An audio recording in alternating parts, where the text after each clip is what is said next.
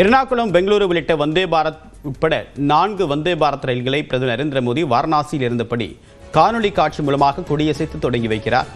விவரங்களோடு நம்முடைய சிறப்பு செய்தியாளர் சுசித்ரா. விவரம் என்ன?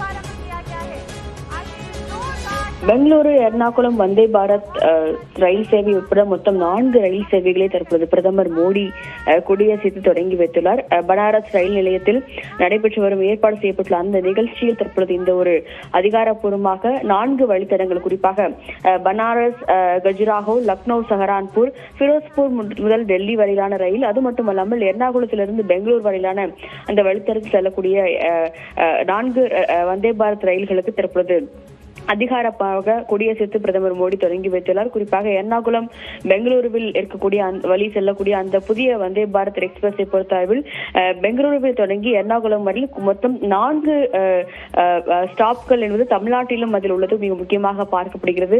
சேலம், ஈரோடு, திருப்பூர், கோயம்புத்தூர் ஆகிய ரயில் நிலையங்கள் அவர் நின்று செல்லும் என்ற ஒரு அறிவிப்பையும் தெற்கு ரயில்வே ஏற்கனவே அதிகாரப்பூர்வமாக அறிவித்தது. அது மட்டுமல்லாமல் பாலக்காடு, திருச்சூர் பகுதியிலும் அந்த ரயிலானது நின்று செல்லும் என்ற ஒரு அறிவிப்பையும் தற்பொழுது அதிகாரிகள் ஏற்கனவே அறிவித்திருந்தார்கள். அதன் அடிப்படையில் இந்த ஒரு புதிய வந்தே பாரத் ரயிலுக்கான அதிகாரப்பூர்வ சேவையை இன்று பிரதமர் மோடி தொடங்கி வைத்துள்ளார். இந்த நிகழ்வில் எர்ணாகுளத்திலிருந்து தெற்கு ரயில்வேயினுடைய அதிகாரிகள், கேரள மாநிலத்தினுடைய கவர்னர் ராஜேந்திர அர்லேக்கர், மத்திய அமைச்சர் சுரேஷ் கோபி மற்றும் மாநில அமைச்சர்கள், எம்பிக்கள், எம்எல்ஏக்கள் அனைவருமே பங்கேற்றுள்ளது மிக முக்கியமாக பார்க்கப்படுகிறது.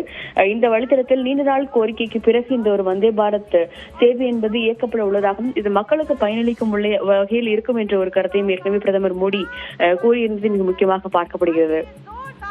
விரிவான தகவலுக்கு நன்றி சுசித்ரா.